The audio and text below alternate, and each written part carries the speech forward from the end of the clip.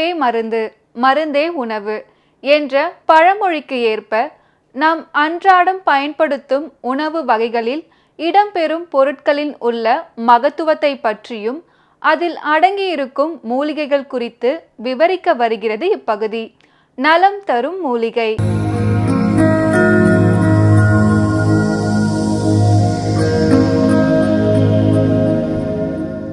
மக்கள் வணக்கம். உலக தமிழ் அறிவாளிகளே, சித்தர்களின் அருளால் நலமுடன் நீடூழி வாழ்வோம்.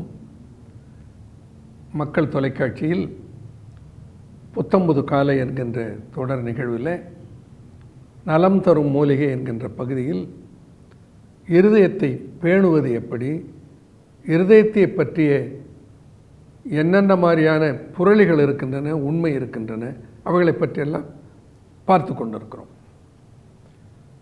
இப்போ இருதய நோயின்னு வந்துவிடுதுன்னா நம்ம என்ன உடனே நினைக்கிறோம், ரத்த குழாயில் அடைப்பு வந்துடுச்சு. நீங்கள் எத்தனை இருக்கிறது, இரத்த குழாய்களை ஏன் அடைப்பு வந்தது?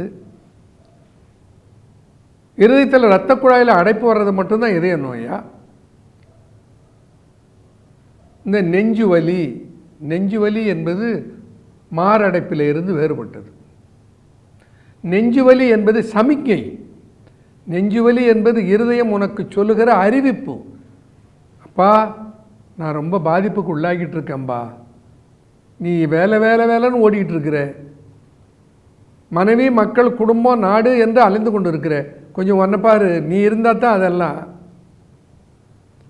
நான் கொஞ்சம் கஷ்டப்படுறேன், என்னை கொஞ்சம் கவனி என்று இந்த இருதயம் உனக்கு சொல்லுகிற மொழி தான் நெஞ்சு வலி. ஆஞ்சினோ பெக்டாரிஸ் என்று ஆங்கிலத்தில் சொல்கிறார். ஆஞ்சினா, ஆஞ்சினான்னா ஆஞ்சினோ, ஆஞ்சினோ இதய வலி. இதயம் என்ன பண்ணுது, அது சொல்லுது, என்னால் முடியலப்பா, என்னை கொஞ்சம் கவனிப்பா சொல்லுது. நம்ம கேட்குறது இல்லை, உடனே போய் டாக்டர்கிட்ட போட்டு ஒரு மாத்திரை வாங்கி போட்டுட்டு ஓட வேண்டியது. அது என்ன பண்ணும், திணறி திணறி திணறி, இப்போ காலில் வலின்னா உடனே வலிக்கு ஒரு மாத்திரை போட்டுட்டு நடக்க வேண்டியது. இந்த வலி அங்கேருந்து போச்சான்னா போல, வலி இருக்கிறது, வலியை மறக்கடிச்சுடுச்சு. அது மாதிரி இருதயத்துக்கு ஒரு பிரச்சனைனா உடனே ஒரு மாத்திரை போட்டுக்கிட்டு ஓட வேண்டியது. சிறுநீரகத்துக்கு ஒன்றுக்கு சரியாக வரலைன்னா உடனே ஒரு மாத்திரை போட்டுக்கிட்டு போக வேண்டியது. மாத்திரை போடாததால் இருதய வலி வந்ததா?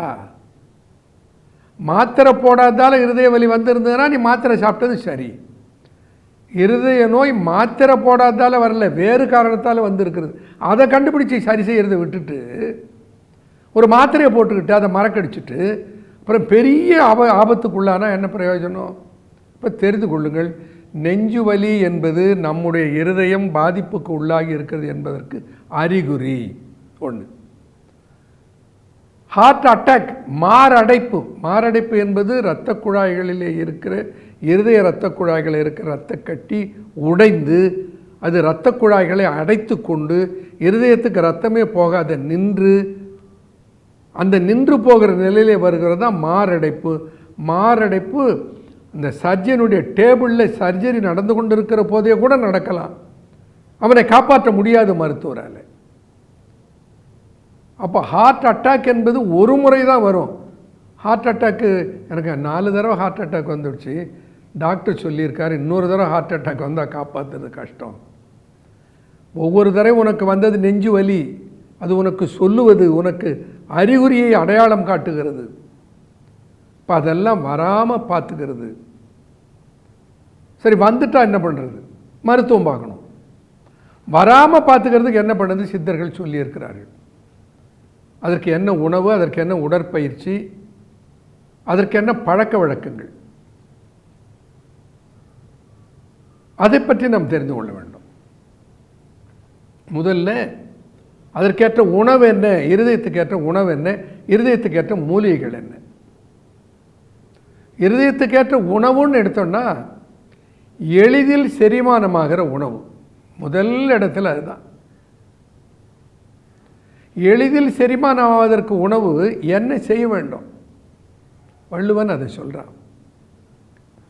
மருந்தென வேண்டாவாம் யாக்கைக்கு, அருந்தியது அற்றது போற்றி உணின். மருந்து என வேண்டாவாம். அதிகாரம் என்ன? மருந்து. வள்ளுவன் தந்திருக்கிற அதிகாரத்துக்கு பெயர் மருந்து. ஆனால் அவர் சொல்கிறது என்ன, மருந்து என்ன வேண்டாமா, மருந்து வேணாம், அதுக்கு ஒரு அப்புறம் அதுக்கு அதிகாரம் வச்சார். அப்போ எது மருந்து? அருந்தியது அற்றது போற்றி உணின். இருதயத்துக்கு ப்ரொடெக்ஷன் எங்கே இருக்கிறது? வாயில் இருக்கிறது, நமக்கு தெரியறதில்லை. அருந்தியது உணவை அருந்துதல். இந்த ஒவ்வொரு சொல்லுக்கும் ஒரு சிறப்பு பயன்பாட்டு உண்டு. இப்போ தண்ணீரை அருந்துவோம்,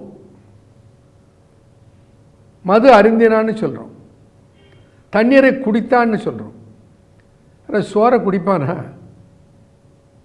சாப்பாடை சாப்பிட்டான், உண்டான், கனியை கடித்தான். உண்ணுதல், சாப்பிடுதல், கடித்தல், இதெல்லாம் வாயிலே போட்டு உணவை மெல்லுதல், இதெல்லாம் வாயிலே போட்டு உணவை மெல்லுகிறதை குறிப்பதற்கு இருக்கிற சொல். அருந்துதல், குடித்தல், பருகுதல் என்கின்ற சொல்லெல்லாம் எதற்கு இருக்கிற சொல்கள்? திரவத்தை உட்கொள்வதற்கு பயன்படுத்தப்படுகிற சொற்கள். வள்ளுவருக்கு தெரியாதா? அவ்வளவு பெரிய இலக்கியத்தை படித்து உலகத்தையே அசத்திட்டு போயிருக்க வள்ளுவனுக்கு தெரியாதா? அவர் ஏன் சொல்றார்? மருந்தன வேண்டாவாம் யாக்கைக்கு அருந்தியது. மது அருந்தியதை சொல்றாரா? அருந்தியது, அருந்தியது என்றால் நீ உண்ட உணவை அவர் குறிப்பிடுகிறார். எப்படி உணவு உண்ணணுமா? வாயிலிட்ட உணவை நீர்க்க செய்து நீராக மாற்றி, தண்ணீராக மாற்றி, திரவமாக மாற்றி விழுங்கு. உணவை ஏன் திரவமாக மாற்றி விழுங்க வேண்டும்? அப்படி திரவமாக உணவை நன்றாக மென்று மென்று மென்று கூழாக்கி விழுங்கினால் மருந்து வேண்டாம். எதுக்கு வேண்டாம்? ஹார்ட்டுக்கு மருந்து வேண்டான்னு சொல்கிறார். மருந்தன வேண்டாவாம் யாக்கைக்கு அருந்தியது அற்று.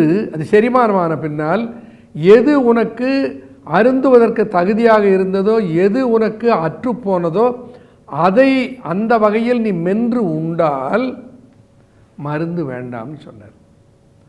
இருதயத்துக்கு மருந்து வேண்டாம்னு சொன்னார். ராமா அதுதான் சொல்லியிருக்கார். பார்ப்போம். நன்றி, வணக்கம்.